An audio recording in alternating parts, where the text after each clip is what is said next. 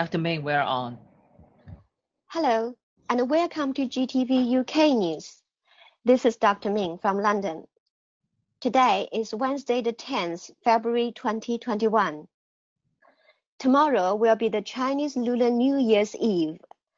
GTV UK team presents you this special episode of its weekly interview with Mr. Stephen K. Bannon. Apart from the presenters questioning, the unsung heroes working at the backstage are also invited to join in to put forward questions and greetings to Mr. Bannon. This broadcast will end with a surprise gift to Mr. Bannon. Hello, Mr. Bannon. Dr. Ming, thank you for having me. Thank you very much for joining us, Mr. Bannon. So let's first start the questioning by presenters. It begins from me. In a press conference hosted by the PR China and the WHO scientists, it is concluded that the coronavirus most likely originated in animals before spreading to humans, and that the disease is extremely unlikely to have been leaked from the P4 lab in Wuhan. Are you satisfied with their conclusions? I'm completely unsatisfied. Number one, let's talk about the World Health Organization. It's a wholly owned subsidiary of the Chinese Communist Party. Remember, Dr. Ming, let's go back in time. Basically a year ago, in mid-January, I think it was January 12th and 14th, the WHO put out a press release on the 12th and then a tweet on the 14th that said there's no human-to-human transmission or community spread of this virus in Wuhan and Hubei province, because they were relying upon what the CCP's medical officials told them. We know that is an absolute and total lie. At the time, people were very concerned about it, but now we know it's a lie. Why do we know it's a lie? Because of the great Miles Guo, the whistleblower movement, and particularly the War Room's 2020 Woman of the Year, Dr. Li Ming Yan from Hong Kong University, who fled Hong Kong to come to the West to tell the truth about what went on. Here's what happened, is that many of the people that have been compromised in this situation went to Wuhan, including the doctor that's in charge of this kind of echo medical system, where Dr. Fauci put the money that then went into Wuhan for the gain of function experiments. And so what they did, if you really read down into the details, the reason they came to this conclusion is they asked the professionals on the staff, where they said, well, you're the best guys, the best men and women to really know this because you were closest to us. Tell us. That is all PLA, all CCP. Those individual doctors don't have the freedom to tell the truth. This is a sham. It's another cover-up. And I have to tell you, the explosion in the West yesterday, led by the Daily Mail of London, which, as you know, is no big supporter of Steve Bannon and the populist movement in the United States. It was the lead story, and it said WHO whitewash. Nobody in the West believes this. The intelligence services told us that this is associated with the PLA and some sort of bioweapons program. The only question is really before us is not whether it came out of the lab, but whether it was an inadvertent release because of lack management techniques around a gain of function experiment by the PLA's bioweapons program, or, according to Miles and other, I think, top-notch sources, they believe actually was a bioweapon that was released. What we know is that in the West, and particularly in London now with, I think it's the B177 strain, this thing continues to mutate, or other strains come out here, other mutations come out here, and we're in a mess. And this is a lie about Wuhan. And I got to tell you, the War Room and other people, Dr. Li Ming Yan, we just had her on last night, there are many people in the United States going to continue to press this because this is just absolute nonsense. Okay. Next question from Dr. Stella. Stella, please. Hello, Mr. Bannon. Mr. Miles Guo exposed that the CCP sets to reverse the U.S. and other countries' designation of its persecution in Xinjiang, aka Uyghur area, as genocide. How should the West respond? The West has to respond about what it is.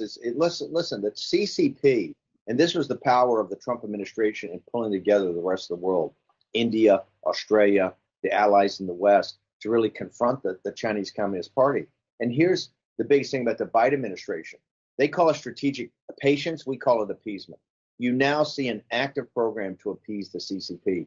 And what Pompeo and the State Department and the Trump administration did in the closing days of President Trump's first term to designate the CCP as a genocidal regime, particularly against the Uyghurs, to me, it's not even broad enough. I mean, we got to look at the suppression of Lao Beijing. We have to look at the firewall. We should look at the suppression of the underground house Christians and the underground Catholic Church, the Falun Gong, the Tibetan Buddhists under Dalai Lama, across the board, Hong Kong, civilians in Hong Kong, secular, not even religious groups. The Chinese Communist Party has suppressed the freedom of Chinese people everywhere. That's why the diaspora is so large. It's what over 250 million Chinese have had to leave their country to get freedom in the West. So no, this is going to be a defining moment in the next couple of weeks. And I will just tell your audience, the American people do not support the Biden administration being weak. You're seeing the Biden administration trying to hide in these executive orders and trying to undo what President Trump did. The reason is Biden will not come out and say, hey, we're going to go back to the old days. He keeps saying we're going to be super competitive and all this kind of nonsense nomenclature. But the American people support a confrontation with the Chinese Communist Party. And so you're going to see this is going to be very dynamic, I think, over the next 30 to 60 days. And I would implore all the Chinese people in mainland China, in the diaspora, to watch what happens with the American people as they stand up and say, we do not want to go back to the old ways. We do not want the CCP just to have full reign to do whatever they want. Thank you. And thank you, Stella. Next one from Dr. TCC. TCC, please. Hello, Mr. Bannon.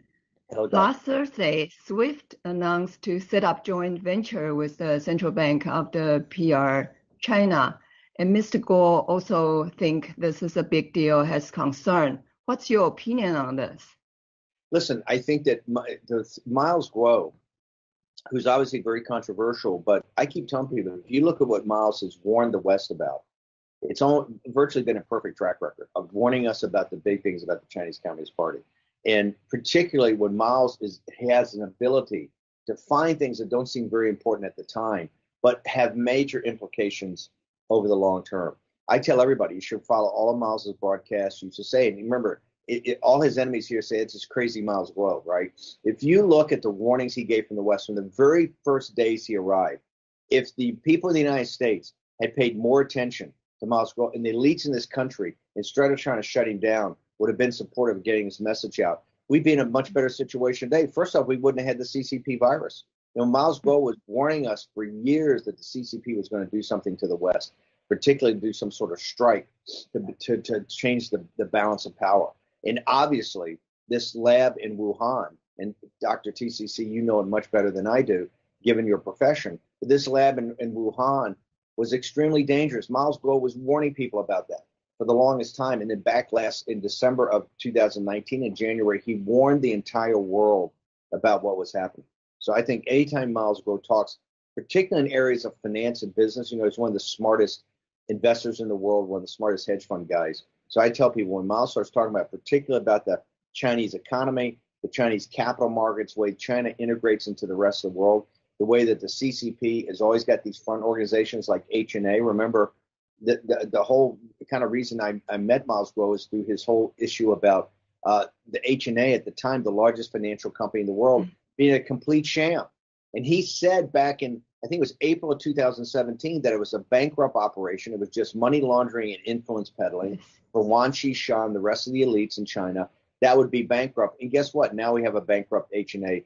Miles Guo is right. His critics are wrong. I tell people, always follow Miles Guo. Pay attention to what he says. He's not crazy Miles Guo. He's really visionary Miles Guo. Thank you. Thank Do you want to Dr. comment TCC. on your opinion on SWIFT joint venture The joint venture, from your standpoint? Yeah. I think it's got to be really looked at. I think all these things potentially can be very dangerous. I don't trust the CCP right now. Anything that they're doing throughout the world, anything they're doing in Europe, Eastern Europe, the United States, what they're trying to do, because you see the Chinese economy, all the real numbers coming out of China show an economy that starts to implode. They just had a report on CNN the other day that the population in China is decreasing by 15%. There's huge economic problems inside of China. And so that's why I think we've got to very much focus on the Chinese economy, what's happening in Lao Beijing, and the actions the CCP are going to try to take to try to paper this up, whether it's through cryptocurrency, whether it's through trying to do certain things with their own currency, whether they're going to try to access other capital markets throughout the world. I think it's a very dangerous time in the world. And one of the reasons I think it's a dangerous time is I agree with Miles. I think the CCP is actually weaker than it's ever been. If President Trump had been reelected, I think we could have delivered a death blow to the CCP. Biden is obviously an appeaser.